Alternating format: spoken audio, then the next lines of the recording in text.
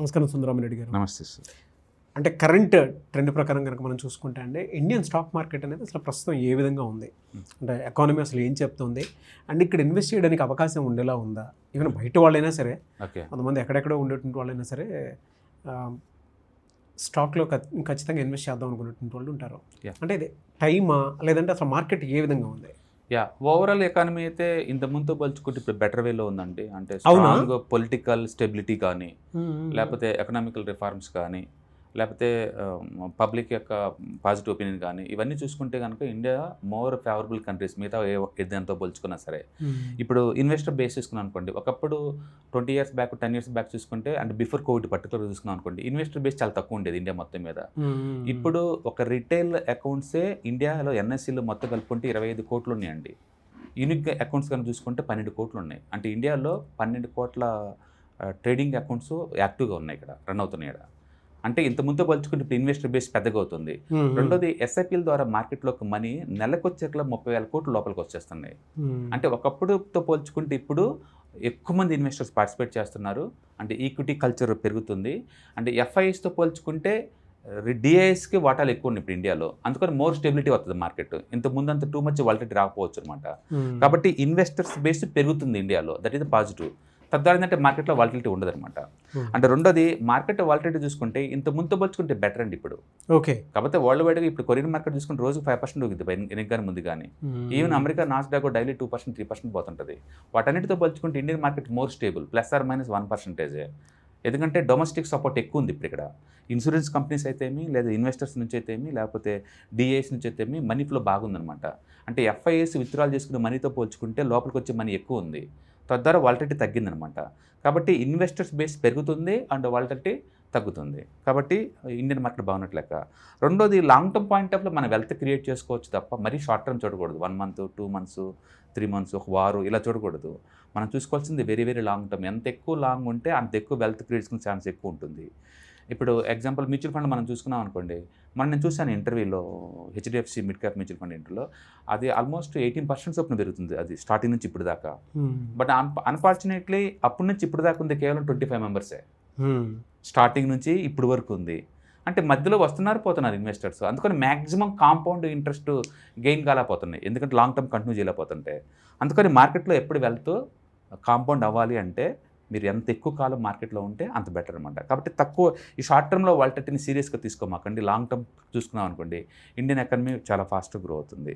తర్వాత ఇన్వెస్టర్స్ కూడా లేదు, చాలా మెచ్యూరిటీ అయింది. ఒకప్పుడు మార్కెట్లో రిటర్న్స్ రాలేదనుకోండి, వెంటనే విత్డ్రాల్ చేసుకునేవాళ్ళు. లాస్ట్ 2 years నుంచి నిఫ్టీ 0 returns. బట్ స్టిల్ మార్కెట్లో 2 years బ్యాక్తో పోల్చుకుంటే ఎస్ఐపీలు పెరుగుతూనే ఉన్నాయి తగ్గటల్లా. అంటే ఇప్పుడున్న రిటైల్ ఇన్వెస్టర్స్ అందరూ కూడా more mature, more informed decision makers అనమాట.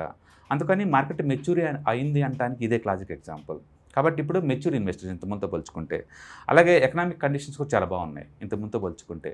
గవర్నమెంట్ జిఎస్టీ కలెక్షన్స్ కానీ, లేదా ఇంపోర్ట్ ఎక్స్పోర్ట్ డేటా కానీ అన్ని బాగున్నాయి. అంటే ఎక్స్టర్నల్గా ప్రెజర్ ఉంది, ఇరాన్ యుద్ధం నుంచి కావచ్చు, లేదా ఆయిల్ నుంచి కావచ్చు, ప్రెజర్ ఉంది. బట్ స్టిల్ ఓవరాల్ జీడిపితో పోల్చుకుంటే అది 5-6% అనమాట. కాబట్టి ఎకానమీ మొత్తం మంచిగా ఫ్లరిష్ అవుతుంది ఇంత ముందు పోల్చుకుంటే. అంటే మీరు చూసారు పొలిటికల్గా ఎంత స్టెబిలిటీ కూడా ఉంది. రీసెంట్గా కాక్రోచ్ జనతా పార్టీ వాళ్ళు డిమాండ్ చేశారు, ఓవర్నైటే గవర్నమెంట్ వాళ్ళు సరే వాళ్ళ డిమాండ్స్ ఓకే అన్నది. అండ్ ఎడ్యుకేషన్ మినిస్టర్ రిజైన్ చేసేసారు, వెంటనే కమిటీ పెట్టేశారు, అండ్ జీవో పాస్ చేశారు, అండ్ ఫాస్ట్ ట్రాక్ కోర్సులు పెట్టేశారు. ఇండియా ఇంతకుముందు ఎప్పుడు ఒక ఇష్యూ మీద ఇంత ఫాస్ట్గా రియాక్ట్ అయినట్టు హిస్టరీ లేదు. ఇప్పుడంతా 1 monthలోనే గడిచిపోతుంది. అంటే పొలిటికల్ లీడర్షిప్ కూడా వింటున్నారు, ప్రజలు చెప్పిన దాన్ని వింటున్నారు, రిఫార్మ్ చాలా ఫాస్ట్గా అవుతుంది. కాబట్టి ఇప్పుడున్న government public friendly, investor friendly government అనమాట. కాబట్టి రిఫార్మ్స్ ఇంకా ముందు మంచి ఛాన్స్ ఎక్కువ ఉంది. అంటే గ్లోబల్గా ఎంత పెద్ద షాక్ వచ్చినా సరే ఇండియా ఫుల్లీ డైవర్సిఫైడ్. వేరే కంట్రీ లాగా ఒక్కదాని మీద వర్క్ చేయట్లేదు. సపోజ్ కొరియన్ ఉందనుకోండి, అచ్చం చిప్ మ్యానుఫ్యాక్చరింగ్ మీద, అమెరికా ఉందనుకో టెక్నాలజీ మీద, చైనా వాళ్ళు ఉందనుకోండి కమోడిటీస్ మీద, అట్లా ఉంది. బట్ ఇండియా అలా కాదు, ఫుల్లీ డైవర్సిఫైడ్ అనమాట మిగతా వాటితో పోల్చుకుంటే. అందుకని మంది స్టేబుల్ గవర్నమెంట్లో ఉంది. అండ్ సెక్టర్స్ గ్రోత్ ఇప్పుడు లార్జ్ క్యాప్ అయితే కొంచెం స్లోగా ఉన్నాయి, ఎందుకంటే 10% జీడిపి అది గ్రోత్ ఉంది కాబట్టి కంపెనీస్కి. బట్ స్మాల్ మిడ్ క్యాప్లో గ్రోత్ ఆల్మోస్ట్ 20% తగ్గుంది, 20-25%. రీసెంట్ క్వార్టర్లీ రిజల్ట్ చూసుకుంటే 30% గ్రోత్ ఉంది స్మాల్ అండ్ మిడ్ క్యాప్లో. బట్ లార్జ్ క్యాప్లో మాత్రం 11% ఉందన్నమాట. కాబట్టి గ్రోత్ ఎక్కువ ఎక్కడుంది అంటే స్మాల్ మిడ్ క్యాప్లో ఎక్కువ ఉంది. బట్ లార్జ్ క్యాప్స్ అనేది స్టెబిలిటీకి అండ్ సేఫ్టీకి అవి బాగుంటాయి అనమాట. కాబట్టి లాంగ్ టర్మ్ పాయింట్ ఆఫ్లో నీకు ఏ టైప్ రిస్క్ ప్రొఫైల్ ఉంటే దాని దగ్గర తీసుకోవచ్చు. అండ్ ఏ ఇంపాక్ట్ ఉంటుందని చాలామంది భయపడుతున్నారండి. ఇండియా మొత్తం మీద ఐటీ మ్యాన్ పవర్ ఉంది 70 లక్షలు అండి. ఒకవేళ ఏఐ వాళ్ళ జాబ్స్ ఊడిని అనుకున్నా ఇంకా 40-50 లక్షల జాబ్స్ ఎక్కడికి పోవు. రెండోది ఇప్పుడు వాళ్ళు చూసుకుంటే జిమ్ ట్రైనర్ కానీ, క్యాబ్ డ్రైవర్స్ కానీ, లేకపోతే కార్పెంటర్స్ కానీ 20,000 నుంచి 30,000 తక్కువ ఎవరికి రావట్లేదండి. That is equivalent of the IT startup salary. Even majority మనం అన్ని ఐటీ గురించి మాట్లాడాల్సిన అవసరం లేదు. టీసీఎస్ ఇప్పుడు స్టార్టింగ్ శాలరీ ఎంత అండి? 4 lakh ఉంది. ఆ 4 lakh శాలరీ నీకు ఏ ప్రశ్న పోయినా వస్తుంది. ఇంత ముందు కాదు. ఇప్పుడు నువ్వు మెడికల్కి వెళ్ళినా వస్తుంది, జిమ్ ట్రైనర్గా వస్తుంది, అండ్ కార్ డ్రైవర్గా వస్తుంది, క్యాబ్ లాగా వస్తుంది. అందుకని వైట్ కాలర్ జాబ్స్తో పోల్చుకుంటే యాక్చువల్లీ వీటికే ఎక్కువ వస్తుంది డిమాండ్ ఇప్పుడు. ఓకే, పైగా ఆపర్చునిటీస్ ఎక్కువ ఉన్నాయి వీళ్ళకి. అందుకని నిజంగా ఏఐ వల్ల ఇండియా టూ మచ్ డామేజ్ జరిగింది అంటే అంతేం లేదు, అంత భయపడే అంతేం లేదు. ఎందుకంటే మన ఫుల్ డైవర్సిఫైడ్ ఎకానమీ కాబట్టి. అండ్ అన్నిటికన్నా మించి సొసైటీలో ఇప్పుడు మనీ గురించి బాగా డిమాండ్ పెరిగిపోయిందండి. మనీని ఎలా హ్యాండిల్ చేయాలా, మనీని ఎలా గ్రో చేయాలా, మనీని ఎలా ప్రొటెక్ట్ చేసుకోవాలనే దాని మీద అవేర్నెస్ బాగా పెరిగింది. అందుకని ఒకప్పటితో పోల్చుకుంటే, ఒక 10 years బ్యాక్తో పోల్చుకుంటే ఇప్పుడున్న మార్కెట్ బెటర్ మెచ్యూరిటీ ఉంది. అండ్ రిటైలర్ బిహేవియర్ బాగుంది. అండ్ ఈవెన్ రిటర్న్స్ 2-3 years రాకపోయినా సరే వాళ్ళు అది ఇన్వెస్ట్మెంట్స్ కంటిన్యూ చేస్తున్నారు. ఎందుకంటే ఎక్కువసార్లు మనం మనీ మేక్ చేసేది మార్కెట్ ఫ్లాట్గా లేదా డిస్కౌంట్గా ఉన్నప్పుడు ఎక్కువ ఎన్ని యూనిట్లు కలెక్ట్ చేస్తే అంత ఎక్కువ డబ్బులు వస్తాయి తర్వాత. ఎందుకంటే పెరిగే మార్కెట్లో మీరు యూనిట్లు గ్యాదర్ చేయలేరు కదా. అవునవునండి. అందుకని current market is too good. అందుకని మార్కెట్ పడుతుంది, లేస్తుంది, పక్కపోతుంది పక్కన పెడితే ఎకనామిక్ కండిషన్స్ బాగున్నాయి. ఓవరాల్గా అన్నింటిలో మనం పార్టిసిపేట్ చేస్తున్నాం. పొలిటికల్ లీడర్షిప్ చాలా స్ట్రాంగ్గా ఉంది. అండ్ ఏ ఇన్ఫ్యాక్ట్ అనుకున్నంత ఏం ఉండదు, మనం టూ మచ్గా ఆలోచిస్తున్నాం కానీ. అండ్ ఇన్వెస్టర్ బేస్ పెరుగుతుంది రాను. ఈక్విటీ ఇన్వెస్ట్మెంట్ కల్చర్ పెరుగుతుంది. వరల్డ్ వైడ్గా అది యావరేజ్ మీద 40% ఉందండి. ఇండియాలో 12%. అందుకని మనం చూస్తున్న ఈ మ్యూచువల్ ఫండ్స్, ఈ ఇన్సూరెన్స్ పాలసీలు మొత్తం స్టార్టింగ్ స్టేజ్లో ఉన్నాయి, ఇంకా ఆక్యుపై చేయలేదన్నమాట. అందుకని ముందు రోజుల్లో మార్కెట్ ఇంకా బెటర్ వేలో పర్ఫామ్ చేసే ఛాన్స్ ఉంది. కాకపోతే వాలటిలిటీ ఉంటుంది అంటే అది ఖచ్చితంగా ఉంటుంది. ఈక్విటీ అన్న తర్వాత వాలటిలిటీ అనేది ఇన్బిల్ట్ కాంపోనెంట్ అది. బట్ ఒక రియాలిటీ చెప్పారంటే ఇట్స్ గ్రోయింగ్.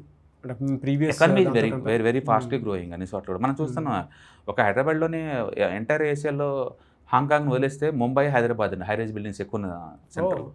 ఒక హైదరాబాద్లో 150 హైరైజ్ బిల్డింగ్స్ ఉన్నాయి కన్స్ట్రక్షన్లో. ఎంత ఫాస్ట్ ఎకానమీ గ్రో అవుతుందో చూడండి. అంటే గ్లోబల్ క్యాపబిలిటీ సెంటర్స్ బీభత్సంగా వస్తున్నాయి. హైదరాబాద్లో ఈ సంవత్సరం ఆల్మోస్ట్ 95 వచ్చినాయి. అండ్ ఈచ్ దాంట్లో ఆల్మోస్ట్ 3,000 జాబ్స్.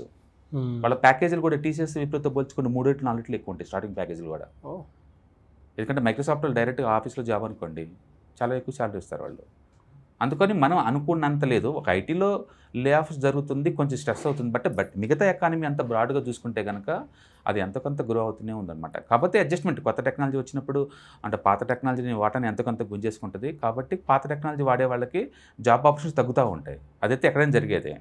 అందుకని ఏఐ వస్తే నిజంగా జాబులు ఓడతాయి అంటే జాబులు ఓడగదండి. ఉన్న ప్రొడక్టివిటీ పెరిగిద్ది ఇంకా ఎంతోకంత.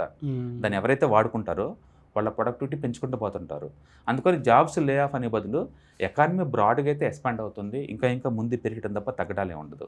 కాబట్టి మీరు లాంగ్ టర్మ్ పాయింట్ ఆఫ్లో ఇన్వెస్ట్మెంట్ కంటిన్యూ చేసుకుంటేనే బెటర్ అనమాట.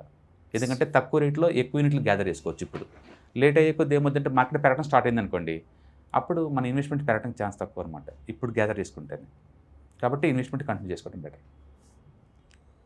Very good info. Thank you sir. Hi, one day classroom ఎన్విరాన్మెంట్లో ఆఫ్లైన్ వెబినార్ జరగబోతుంది. అండ్ ఇంట్రెస్ట్ ఉన్న పార్టిసిపెంట్స్ ఈ కింద స్క్రోల్ అవుతున్న నెంబర్కి రింగ్ చేసుకొని సీట్ బుక్ చేసుకోండి. దీంట్లో ETFs, index funds and mutual funds మీద completely and hand holding experience మీకు ప్రొవైడ్ చేయబడుతుంది. దీని ద్వారా ఏంటంటే మనం ఎసెట్స్ని స్టాక్ మార్కెట్లో ఎలా మేనేజ్ చేసుకోవాలి, ఎలా గ్రో చేసుకోవాలి, ఎలా ప్రొటెక్ట్ చేసుకోవాలో అంటే ప్రాక్టికల్గా నేర్చుకుంటారు. కాబట్టి ఇంట్రెస్ట్ ఉన్న పార్టిసిపెంట్స్ కింద స్క్రోల్ అవుతున్న నెంబర్కి పింగ్ చేసి సీటు రిజర్వ్ చేసుకోండి. Thank you.